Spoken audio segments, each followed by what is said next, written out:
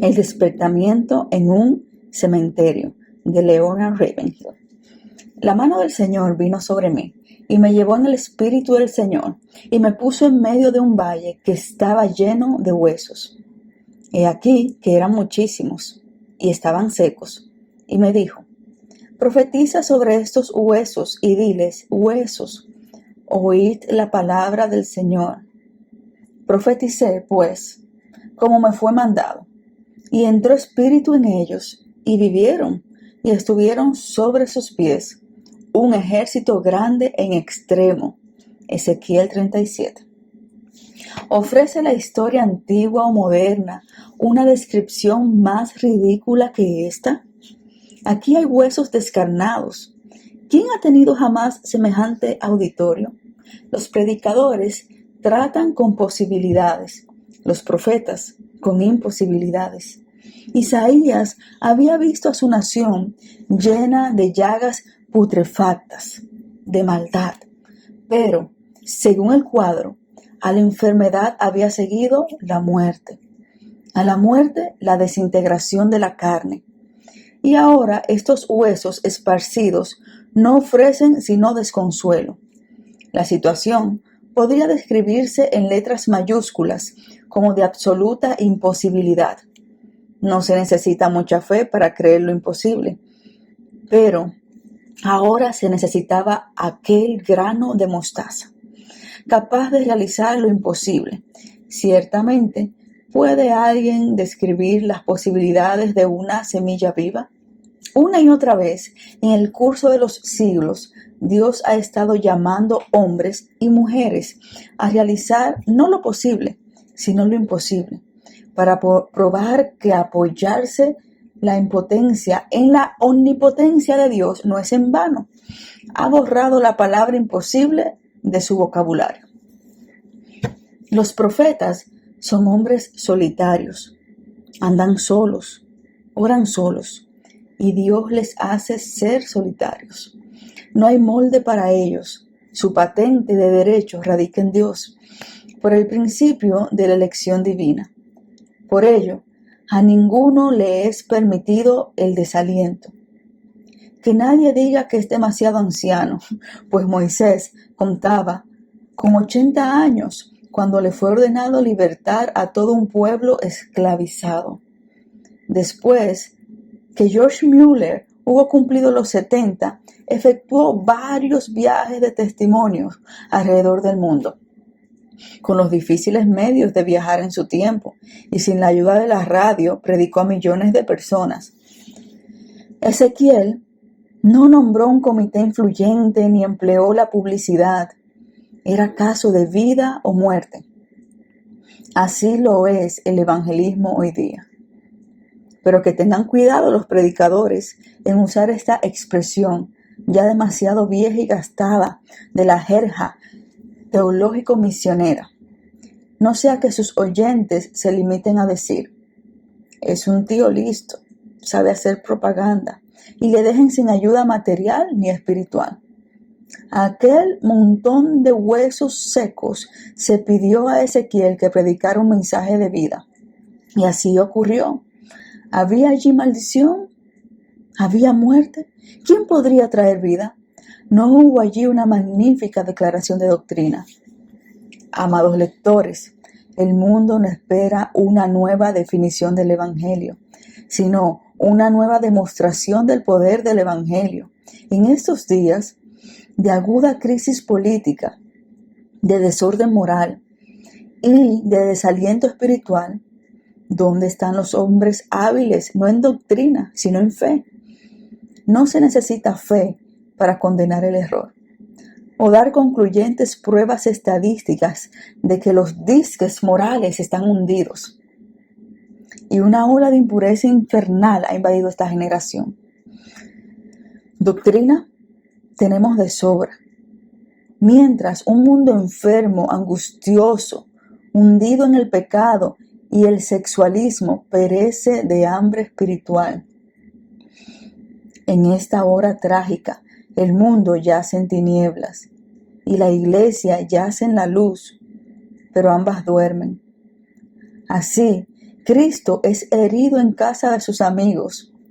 La flácida iglesia militante es señalada burlonamente como la iglesia impotente.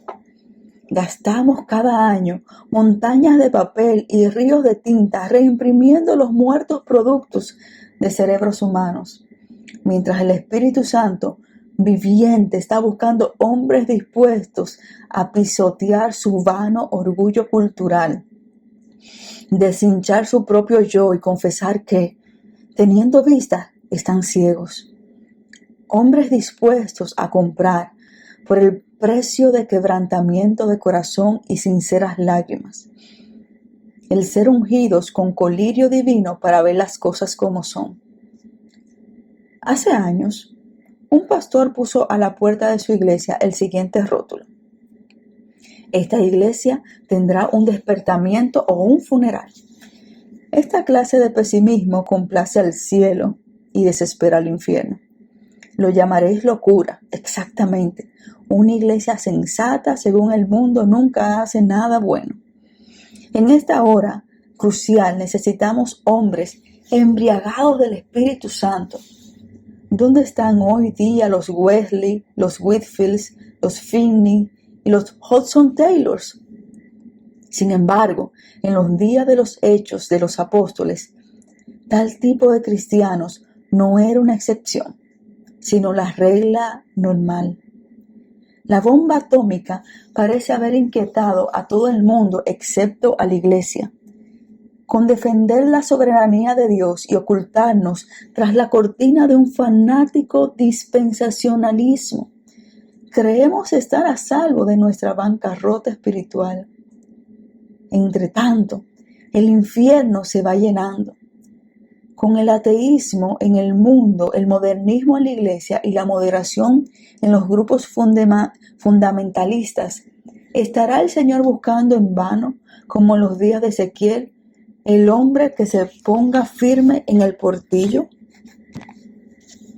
Hermanos predicadores, la verdad desnuda es que en nuestros días estamos más ansiosos de viajar que de engendrar. De ahí que no tengan lugar nacimientos espirituales. Que Dios nos envíe, y pronto, un profeta extraordinario a curar una iglesia extraordinariamente coja. Es demasiado tarde para dar nacimiento a ninguna otra denominación. Ahora mismo Dios está preparando a sus Elías para la última gran ofensiva contra el frío ateísmo militante, disfrazado con una careta religiosa. En el gran despertamiento final, el poderoso Espíritu Santo será vino nuevo, rompiendo los viejos y secos odres del sectarismo. ¡Aleluya! Notad que Ezequiel era llevado por el Espíritu, como hombre hubiera temblado a la vista del macabro espectáculo. Pero guiado por la fe de Ezequiel, se hallaba el destino de millares, si no millones de seres. Observad que decimos guiado por la fe, no por la oración. Muchos oran, pero tienen poca fe. ¿Qué escalofríos podían haber sacudido su espíritu ante semejante vista? El cielo y el infierno eran únicos espectadores en la soledad del desierto. Seguramente, si Ezequiel hubiese vivido en nuestros días, habría sacado fotografías de prensa del macabro espectáculo. Además, amigos, de estadísticas, habría contado los huesos. Cuando hubiese corrido la noticia del hallazgo, habría llamado a otros a presenciar el espectáculo de sus operaciones proféticas. No fuese que los hombres hubiesen dejado de darle el rango que le correspondía entre los evangelistas nacionales. Nada de esto hizo Ezequiel. Escuchad, entonces profeticé como me había sido ordenado. Dice, aquí está el quid del asunto. Se hizo un necio por amor a Dios. Vosotros huesos secos, oíd la palabra del Señor Jehová. ¿No es una locura? Cierto, y de las del primer orden. Dice a los huesos oíd. ¿Es que por ventura tienen oídos los huesos secos? Pero Ezequiel hizo exactamente lo que le había sido mandado. Nosotros, para salvar nuestro buen crédito, modificamos las órdenes de Dios y así perdemos nuestro crédito. Pero Ezequiel obedeció y Dios obró. Hubo un gran ruido. Bueno, esto es lo que nos gusta a nosotros. Pero Ezequiel no confundió conmoción por creación, ni acción por unción, ni agitación por despertamiento. Con solamente un soplo de sus omnipotentes labios, podía Dios haber levantado este montón de huesos secos a la vida, pero no fue así. Hubo muchas operaciones. Primero, huesos juntados uno con otro. Ya no era un montón. Tal fenómeno nos habría puesto a nosotros fuera de quicio. Pero no fue así con Ezequiel. ¿De qué servían aquellos esqueletos? ¿Podían pelear la batalla del Señor o traer honor a su nombre? Con demasiada frecuencia, hoy día muchos cuentan el número de esqueletos que se levantan al llamamiento de algún famoso evangelista, conmovidos, seguramente, pero no nacidos de nuevo. A sus pocas lágrimas respondemos apresuradamente. Cree estas promesas del Señor, les decimos, pero todavía no tienen vida. A veces ni siquiera volvemos a verlos, pero a veces prosiguen instruyéndose en las cosas espirituales. En el mejor de los casos, podríamos decir, como en el ejemplo de Ezequiel, que los huesos se cubren de carne, y entonces el valle se cubre, ya no de huesos, sino de cadáveres. ¿Sirven para algo en el reino de Dios? De ningún modo. Tienen ojos, pero no pueden ver. Tienen manos, pero no pueden luchar. Pies, pero no pueden andar. Así son nuestros inquiridores. Hasta que ocurre lo último. Entonces volví a profetizar otra vez, dice Ezequiel. Venció la duda. En vez de quedar desanimado primero por los esqueletos y después por los cadáveres, sintió que Dios estaba con él y podía llevar la obra hasta el final. Solo con Dios obtuvo la victoria. Profetizó como le había sido mandado, y vino espíritu sobre ellos y vivieron. Pero, ¿quién puede decir hoy día de los cadáveres espirituales, profeticé como me había sido mandado y vivieron? Podemos, hermanos, conseguir multitudes. Nuestra inteligente propaganda, nuestra radio, nuestros artistas, nuestra música, pueden alcanzar multitudes y producir ruido y movimiento. Pero ¿qué ganamos con todo ello? Porque, hermanos, lo cierto es que ni siquiera sabemos muchas veces si Dios nos ha llamado o no para entrar en el ministerio. ¿Tenemos dolor en el corazón por los hombres que perecen? El peso de pensar que un promedio de 85 personas mueren sin Cristo en el mundo a cada minuto que pasa, ¿no es un motivo para sentirnos apesumbrados?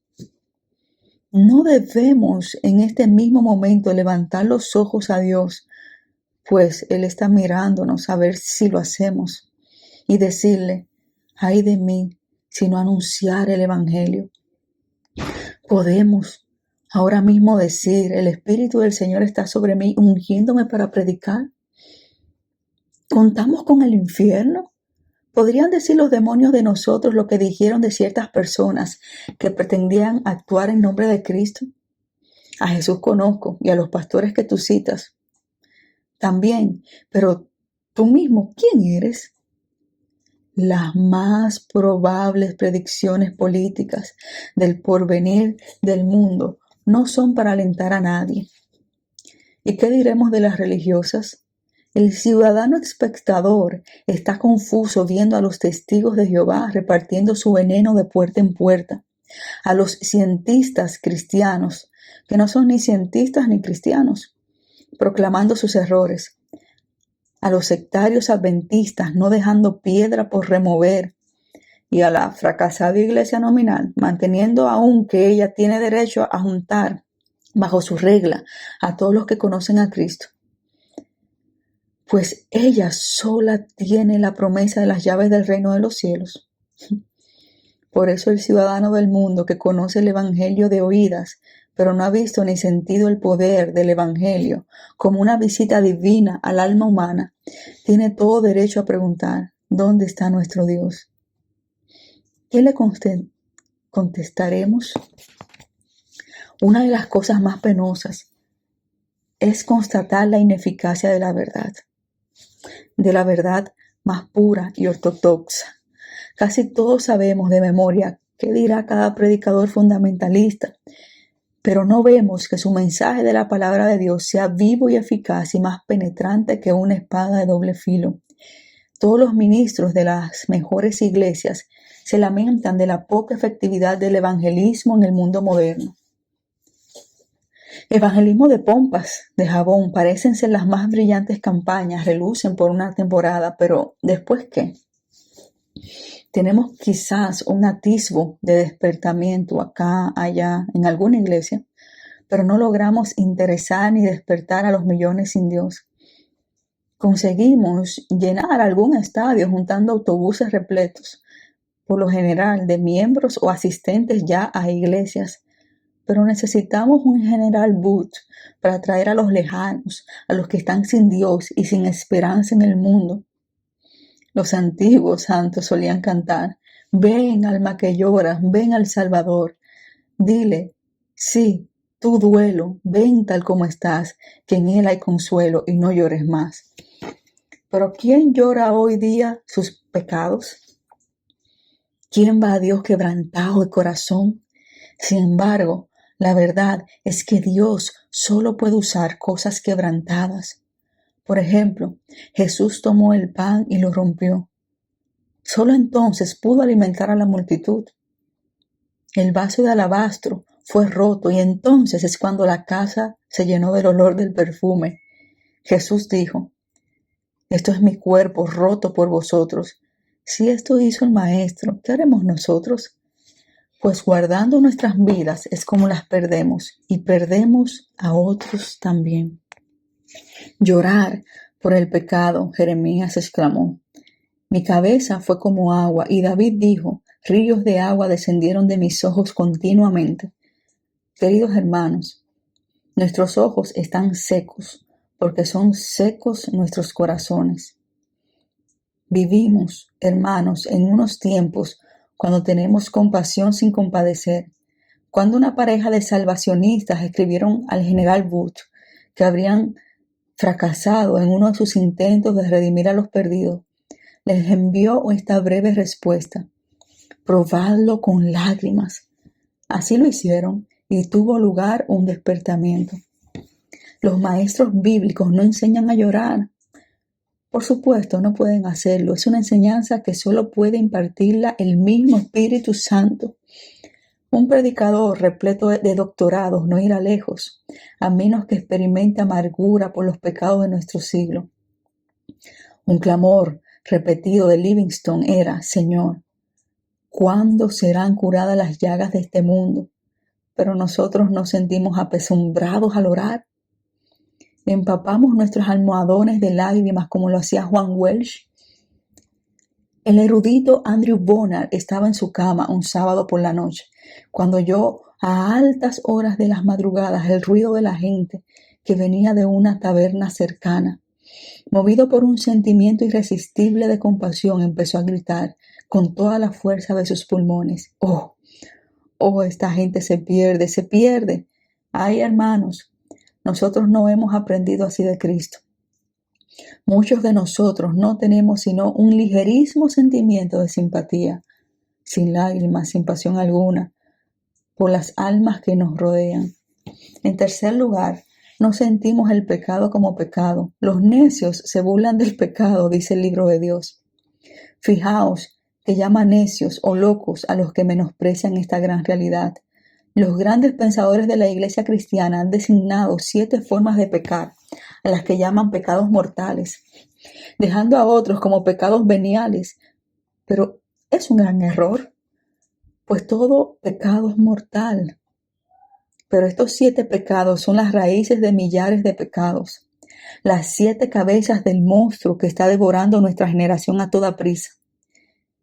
Estamos ante una juventud seducida por el placer, que no se preocupa de Dios, engreída con un pseudo intelectualismo y adornada con una amplitud de criterio, que significa indiferencia a todo lo espiritual.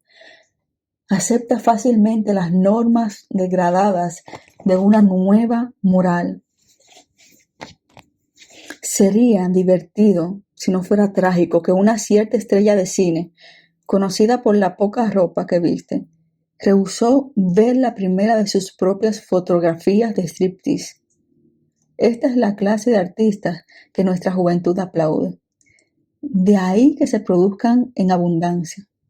El ansia de romper los moldes de moralidad de siglos pasados nos recuerda el caso de la mitología griega cuando Euriteo ordenó a Hércules la tarea de limpiar los inmensos establos de Aurigas, rey de los Pintos, que no lo habían sido por años, arrojando sobre ellos el curso de los ríos Afeo y Peneo.